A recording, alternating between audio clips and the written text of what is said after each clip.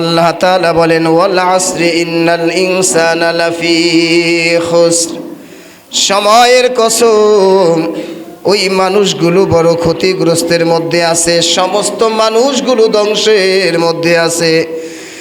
Mayan নবী বলেন শুধুমাত্র ওই মানুষগুলো সারা যারা নাকি আমি আল্লাহ তাআলার আমার আল্লাহর উপরে ঈমান এনেছে, অর্থাৎ ইল্লাল্লাযীনা আমানু, যারা আল্লাহর উপরে ঈমান এনেছে ওই মানুষগুলো, ওই শ্রেণীর মানুষগুলো সারা আল্লাহর উপরে ঈমান আনার পর আবার তারা ইল্লাল্লাযীনা আমানু ওয়া আমিলুস সলিহাত, অর্থাৎ নেক আমল তারা করেছে।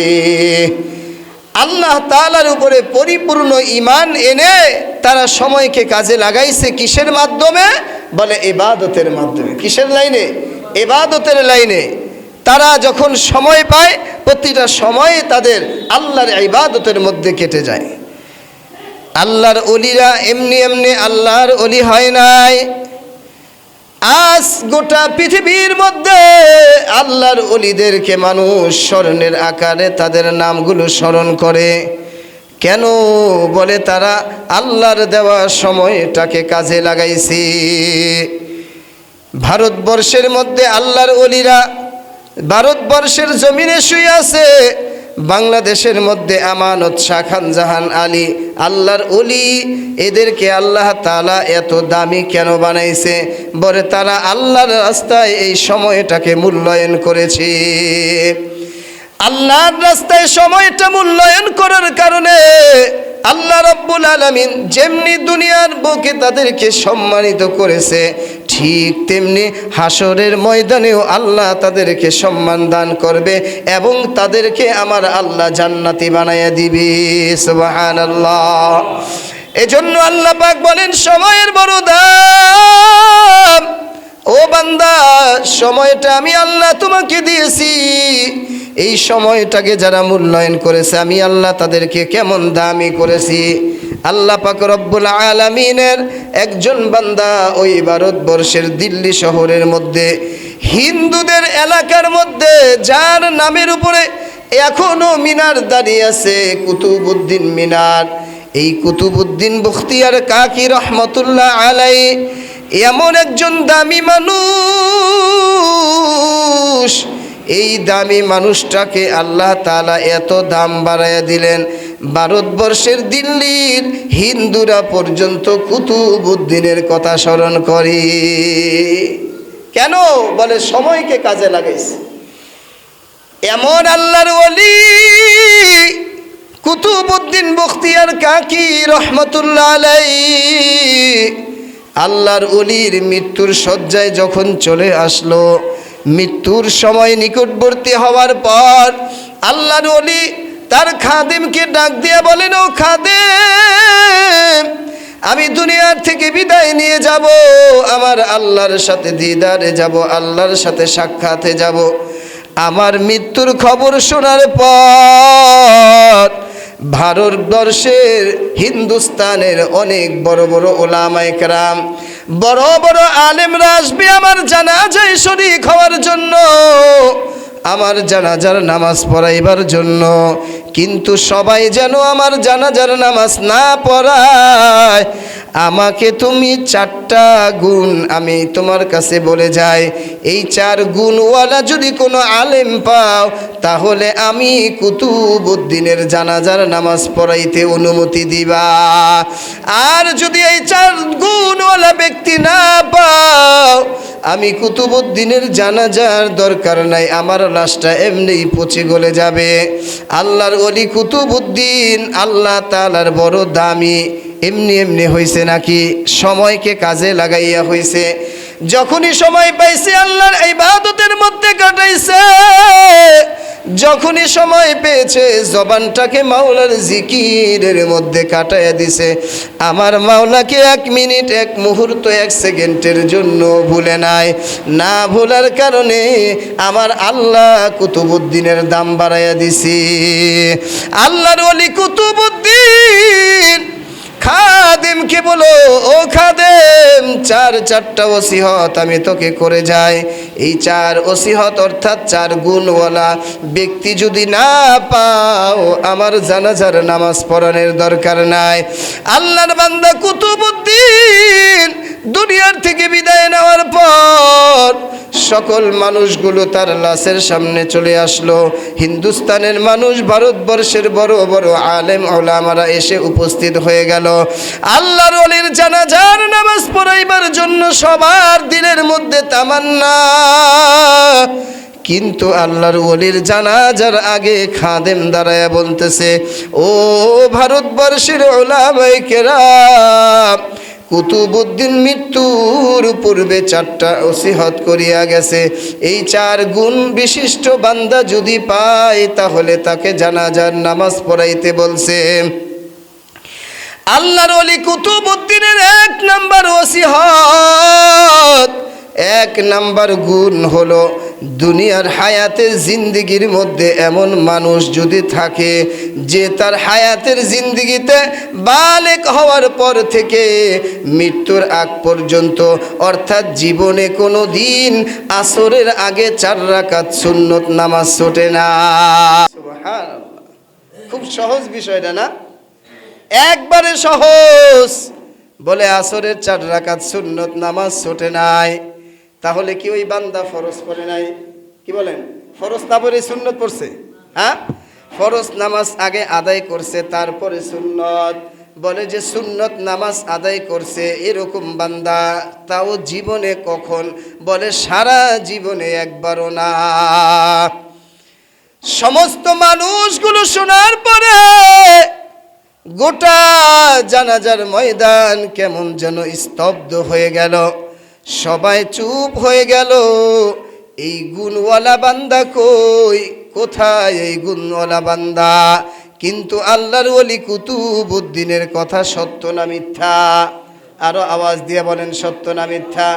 আল্লাহর ওলি জানে এই 4 গুণওয়ালা ব্যক্তি এই ভারতবর্ষে আছে, যে আমার জানাজার মধ্যেও আসবে। আমার জানাজায় আসবে এমন 4 গুণওয়ালা ব্যক্তি, যার কারণে আল্লাহর ওলি কুতুবউদ্দিন বলল, ও খাদেম, এই 4 গুণওয়ালা ব্যক্তি না পাইলে আমার জানাজার দরকার নাই।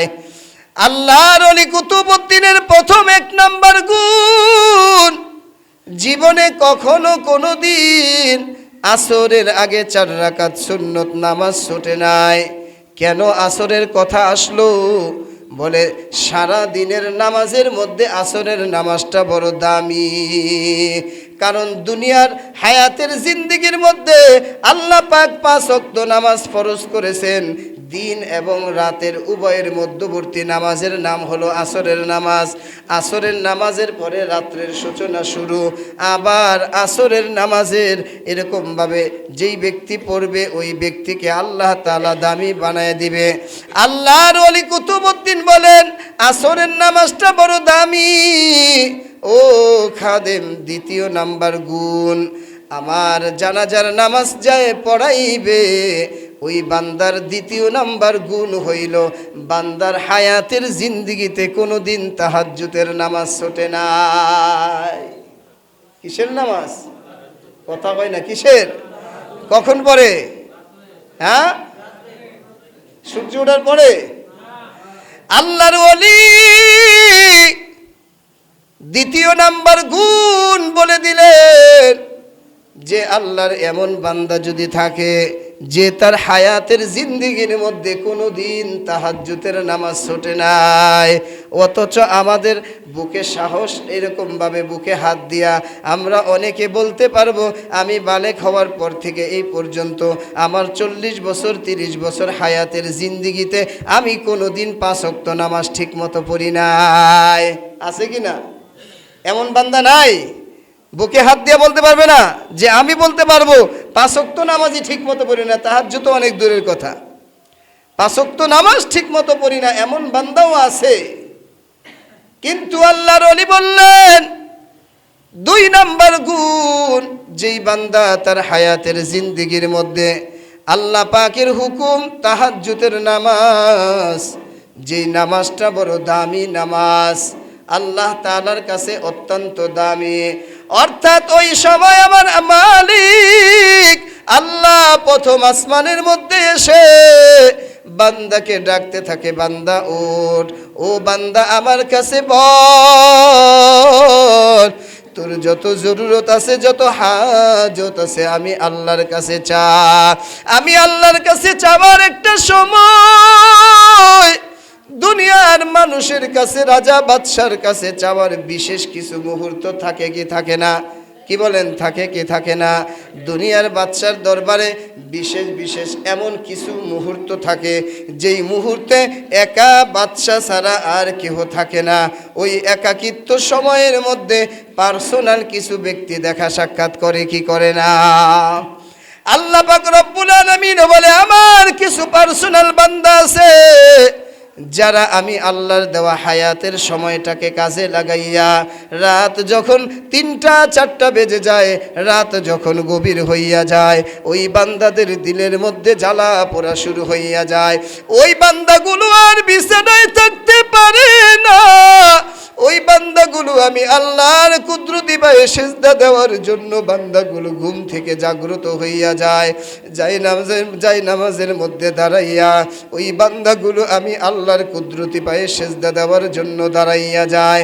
দাঁড়াইয়া আমার হুকুম নামাজ আদায় করে। ওই বান্দা আমি আল্লাহর কাছে তওবা করে। ওই বান্দারা আমি আল্লাহর কাছে মাপ চায়।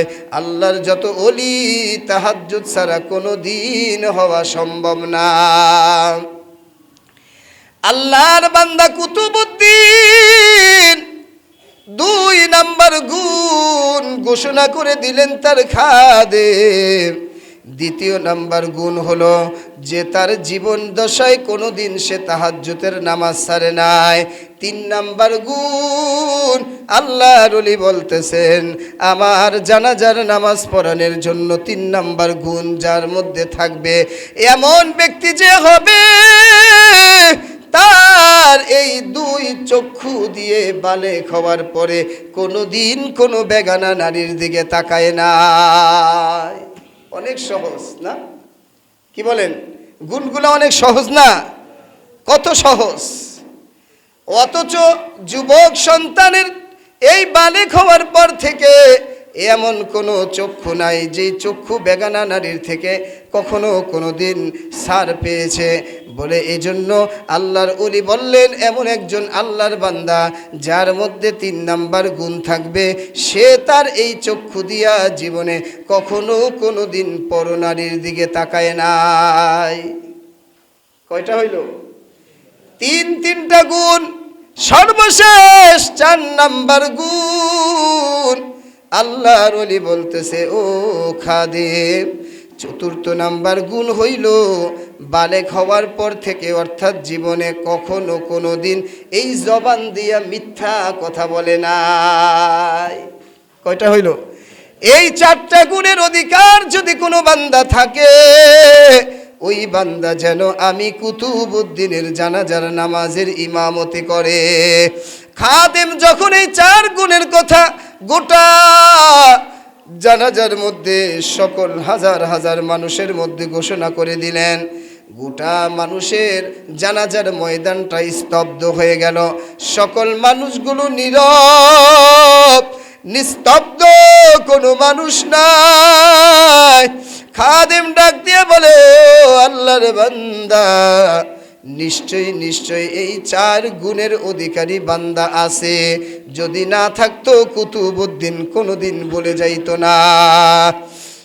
অনেকক্ষণ পরে দেখা যায় ওই জানাজার সকল মানুষের পিছন থেকে একজন মানুষ আস্তে আস্তে করে সামনের দিকে আগায় আর ডেকে বলে, ও ভাই, আমাকে রাস্তা করে দাও, আমি কুতুবউদ্দিনের খাটের সামনে যাই। আল্লাহর ওলি কুতুবউদ্দিনের খাটের সামনে গিয়া চোখের পানিগুলো ছেড়ে দিয়ে আল্লাহর বান্দা ডাক দিয়া বলে, ও আল্লাহর ওলি কুতুবউদ্দিন, কি সর্বনাশ করলি! আমার এই 4 গুণের কথা আমার বিবি জানে না, আমার মাও জানে না, আমার বাবাও জানতো না, আমার ছেলে সন্তান কেউ জানতো না।